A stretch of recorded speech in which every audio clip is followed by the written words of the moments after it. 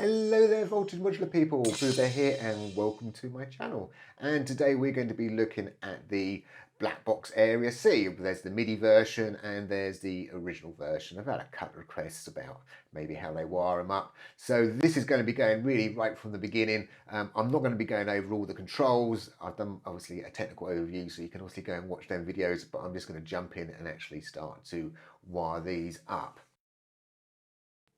So I'm going to start off now by just adding a couple of my favourite modules. I'm a little bit of a sucker for the VM900. I do like the filter and the oscillators from that. My amp and envelope I actually like to use is the micro envelope from Andrew. It's got a nice little curve built into it, and obviously it's such a small device that it does the job perfectly for what I'm after. So I'm just going to wire that up into the gate. I'm going to grab my pitch obviously and bring that down. I'm then going to take I'm going to go for a sawtooth. I'm going to go for 2 sawtooths. I'm going to slightly detune this one just slightly. Maybe that's a bit too much. And I'm going to bring these up, I reckon. Yeah, I might bring that up another one. I don't know, somewhere around about that. We're going to listen to it in a second. We can dial this in a bit more. But something like this, let's have that going there.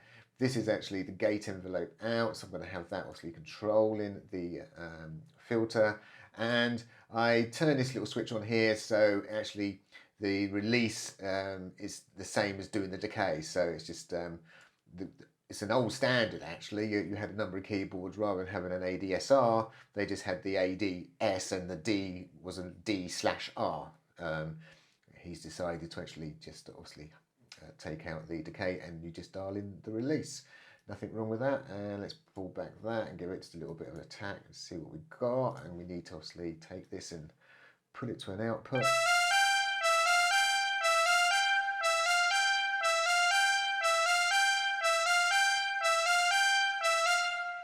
That'll do me for the moment. Because it's in its own cabinet, I'm going to just say duplicate cabinet. That way it's actually going to keep some of the same wiring, so I can obviously just pass this wire up to here. I'm going to take the next pitch and bring that down, and I then need to obviously get some gate information to control my VCA. So we've got that. So let's actually probably redial this in a little bit. Let's see what I want. Let's move that to a sine and let's bring that down to something like a triangle. See what we've got there. I'm just going to solo out so I can just hear this one on its own.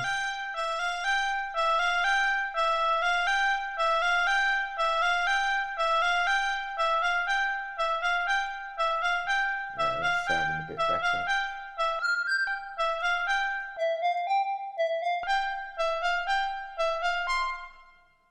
Yeah, I like that.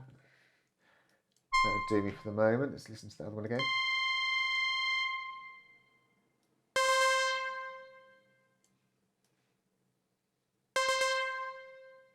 Oh, actually, that's a bit better like that.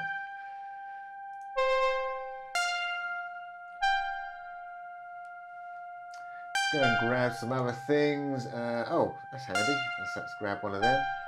I'm just going to hold down my Alt key and make a copy of this particular envelope. So output's going to go into that input. We're then going to grab need some gate information, and I'm going to need some pitch information. Let's have this coming out. Let's make it bassy. Detune it quite a bit, I think.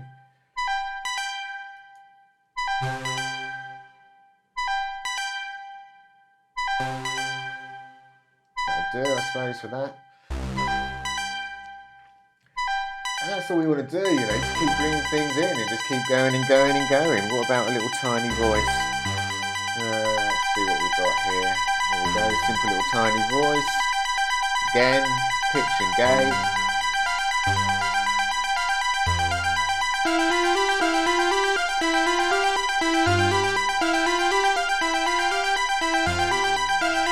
Bring in the filter on this.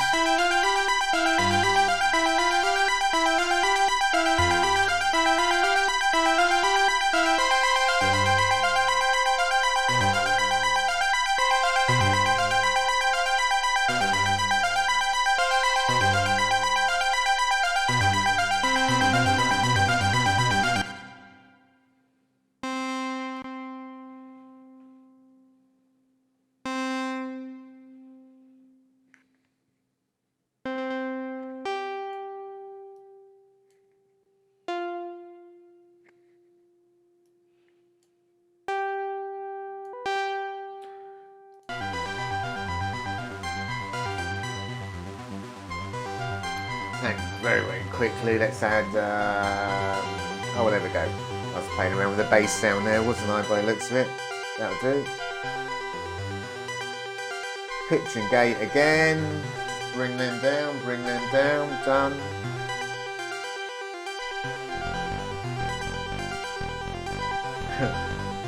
Is that a brass sound I've got there? Oops. So I'm just trying to grab that cabinet, to be honest. I'm missing it. There we go.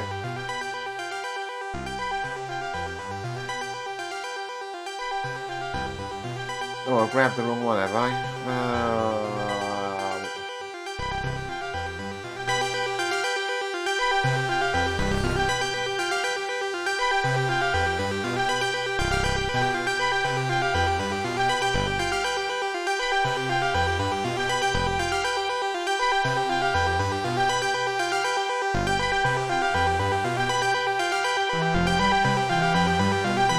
I grabbed a couple of cabinets there, I didn't mean to put them out of order.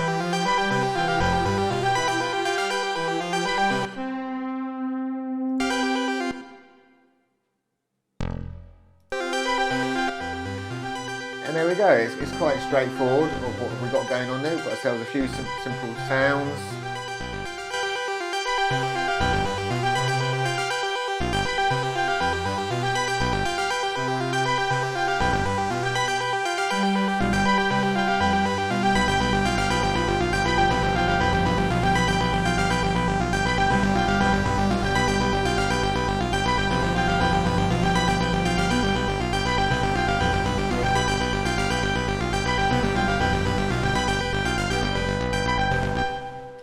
Now, what I found I was actually doing a lot was let's see, where are we? Probably under my modules, I've probably got something, should have something around. Here we go, in C. So I was using this sort of thing a lot.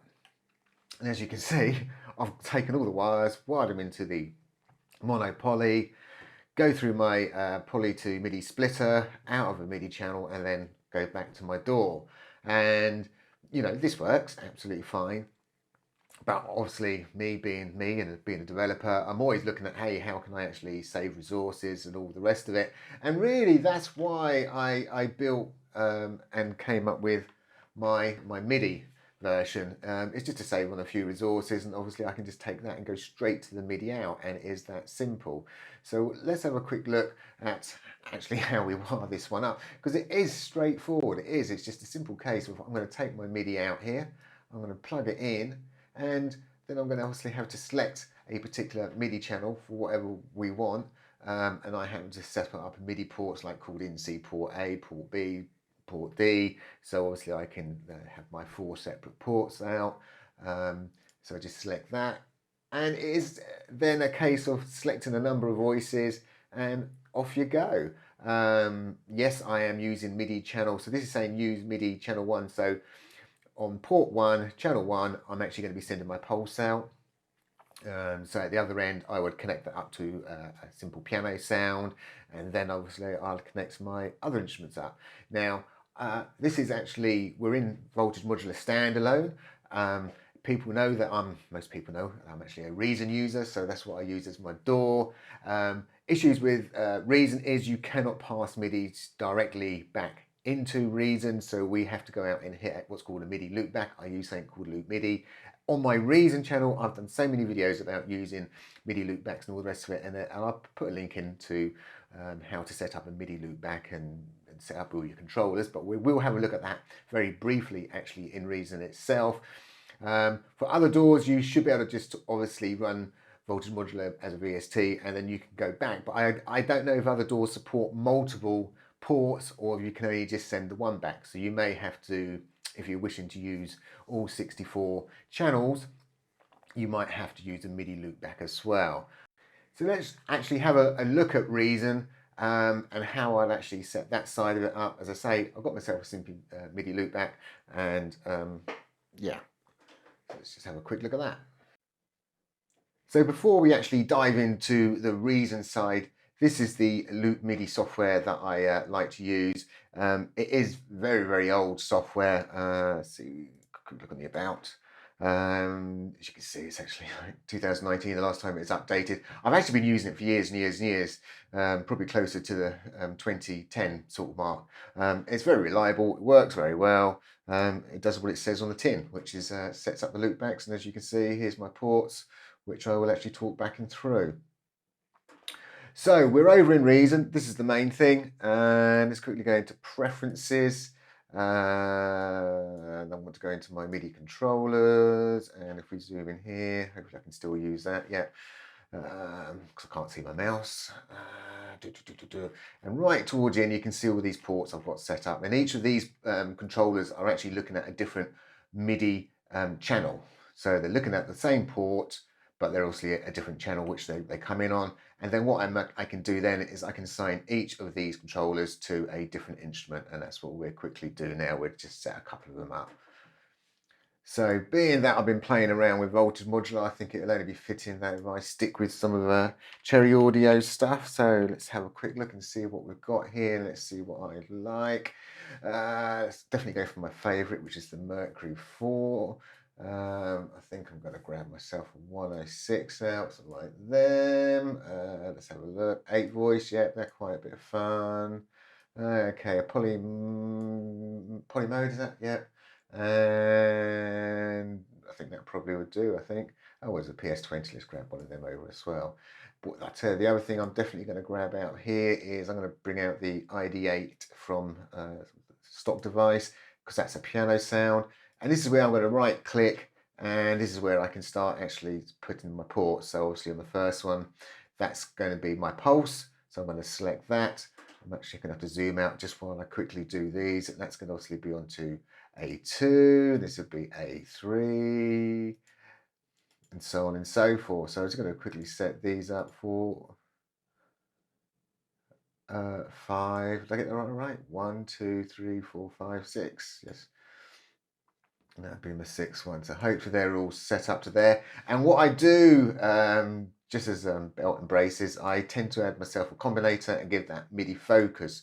So I've got all these other ports and all these other controllers and everything set up. So anything else which comes in will go to this. And obviously there's no instruments to play, so nothing will actually happen. So theoretically, we should be able to get something out. It's going to be probably a little bit loud. So I'm just going to quickly turn these down now before we even start. Quickly do that, and then if we just quickly hit start over here, piano sounds, there's our pulse going straight away. And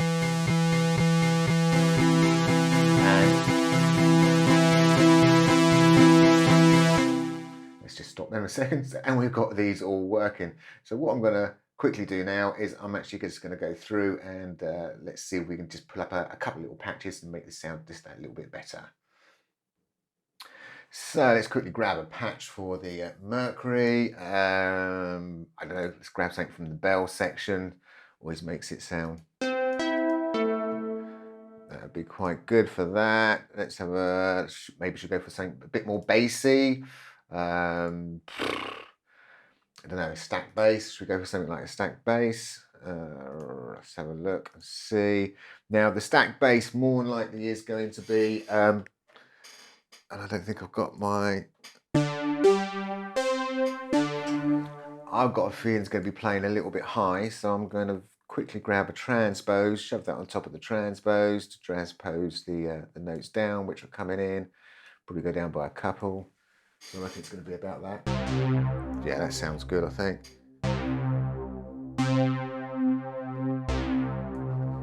In fact, what I'm going to do, I'm actually going to cheat a little bit. I'm actually going to make a copy of this. So I'm just going to do a quick copy of that.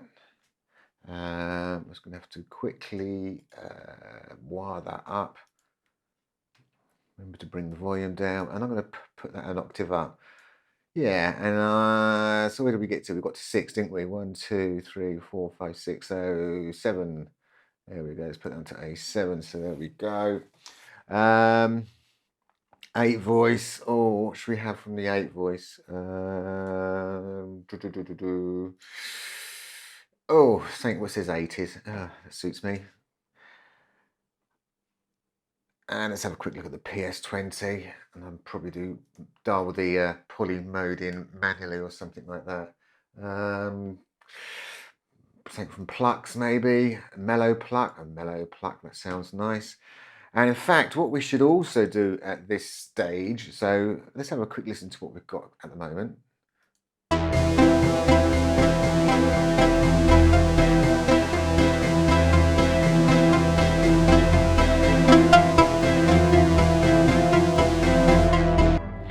You get the idea. Obviously, you need to really do get them mixed in quite nicely to get things working. But one of the things I was actually going to quickly look at is obviously we've got this spanner which is going on, and this is actually going out of CC15. So let's actually control a parameter, or I tend to mess around with the pan and things, but let's actually go over this and we can actually see what's how I'll actually use it over here. I think what I'm going to wire it up to is a CVX8X4 is a perfect thing. I do like wiring stuff up into the Arcus, which is coming in, because with the Arcus we can actually manipulate the shape.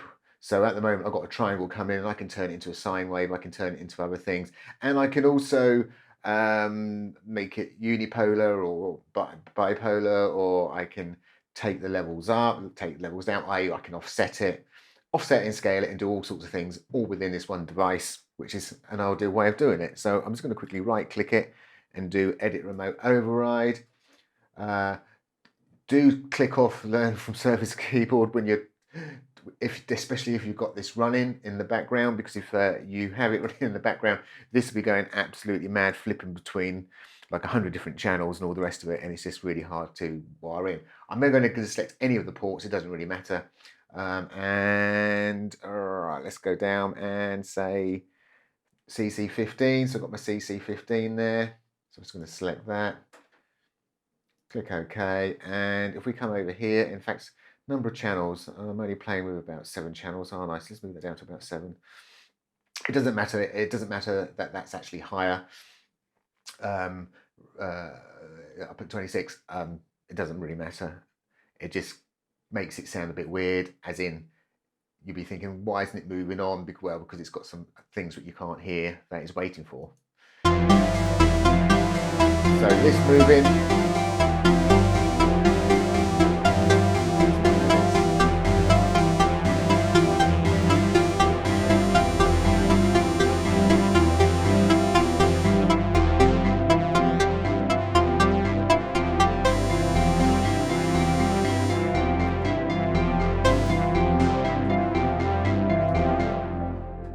So what I'm actually going to do now is I'm actually going to wire this knob up to control the PS20. So I'm just going to quickly flip around to the back, he says.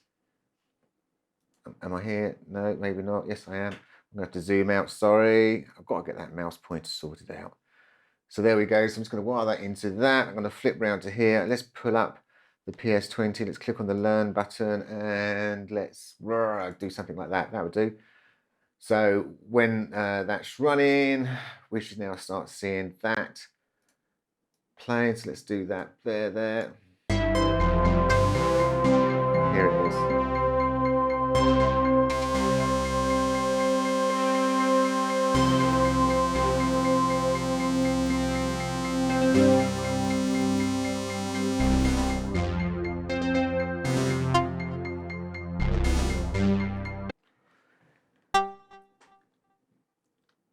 Now I just pulled the bass down, the bass level down, because I noticed that suddenly jumped up to 34. One of them funny things, when you move the dial, it'll actually set your bass level. So hopefully this now won't go as high, because I've actually brought the upper level of how high that CV can go. And as you can see, it's already stopped. So the full knob is only going around about 7 now. And I've got myself a bit of movement.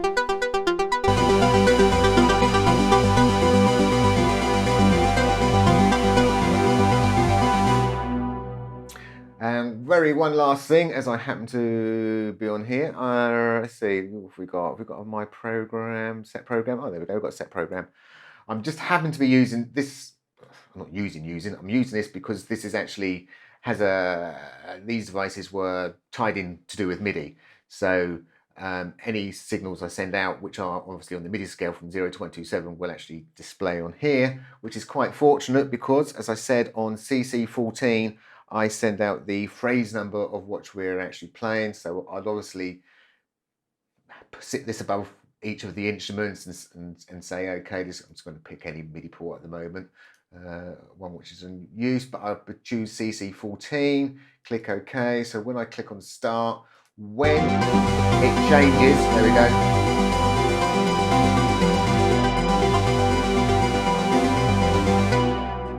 So whatever port I have to change it to, I now know it's using phrase number 11. And obviously I can then say, well, actually on phrase 12, I want to do this with the sound, or I want to do something else. So you can really manipulate this a lot further, and give it a lot more movement and do a lot of other things. And that's quite interesting. I've noticed I've got myself a little bit of noise in the background, but yet there's nothing actually playing. And when I see things like that, it does bug me. The fact it's absolutely right off into the distance doesn't really bother me at all. Right, so it's not that one. What's that? No. Oh, it's the Mercury. The Mercury's causing that bit of noise. Oh, wow, but yeah, there's nothing playing on the Mercury. Oh, it's more likely going to be something like the reverb or the tape echo, I reckon. There we go, look, it's that tape echo. It's just causing that little bit of noise in the background. Nothing to worry about. Just something I always like to know what's going on, and there it is. It's just so we know. In fact, I'm going to go one step further. Actually, nothing to do with this video, but hey, here we go. I'm going to go into waffle mode, and I'm going to just quickly whack in a solid gain into this, and we can obviously turn it up and hear it going on. And you might not be able to hear that in YouTube, so solid gain will actually increase the dB up by 24. However, there's a nice little neat trick what you can do with this. Flip it round to the back. I'm going to take the, sorry, I've taken the fader out and pushed it to the fader in, so it's actually caused itself a nice little loop back. So now, when I push this up, I can actually, I've got a 72 dB throw. And there's that noise which is being generated by the Mercury in the background. Now, I am not concerned about this noise in the background whatsoever. I'm just the sort of person who likes to go and find out what's causing it, or anything else, just in case further down the line there is some kind of issue. As I say, it's so quiet, and as soon as I start playing any kind of noise, you are not going to hear that whatsoever. In fact, you're not going to really hear it now. I mean, you've got to have super hearing, and at my age I don't, so it doesn't bother me. So that's about it now. I'm actually really have gone into waffle mode and really gone off on a tangent there. It is that straightforward. As I say, we go from the MIDI to the MIDI out into a LoopBack to our MIDI controllers, which we then sign to an instrument. And as I say, we can obviously then take the CC14 and CC15, 15 sorry being the spanner and 14 being the phrase number, and we can use that as well. And that is obviously the NC. Whoa, let me just maximize this way, because we can bring the other one in, because obviously this is finishing this video. So that's covered both of my MIDI or my Blackbox Area C devices. As I say, I might actually even do a third one and do a hybrid of the two, so we can start using a few modules from Voltage Modular, and also then use a nice little MIDI out automatically and go off and do some other stuff, so it's more than just a 16 port. And obviously the 64 port is a little bit of an overkill, I know, but hey, I did do that one simple project where I did use all 64 instruments. It's something I like to do, so keep pushing the system and that. But perfectly honestly, I think 16 instruments for in C is a really nice kind of level, because especially when you get them moving in and out, you can really sort of hear them. They can be quite distinct. With the 64, they did become a bit more of a drony type thing. But then again, they was all individual sounds, so they did, for me personally, make it sound slightly different. You know, it's just a slightly different variation. I've done other variations where I've used less instruments, and I find that a little bit clearer to hear. But hey, there we go. It's all about experiment and having fun. So I hope you do have fun. Thank you for watching, and bye for now.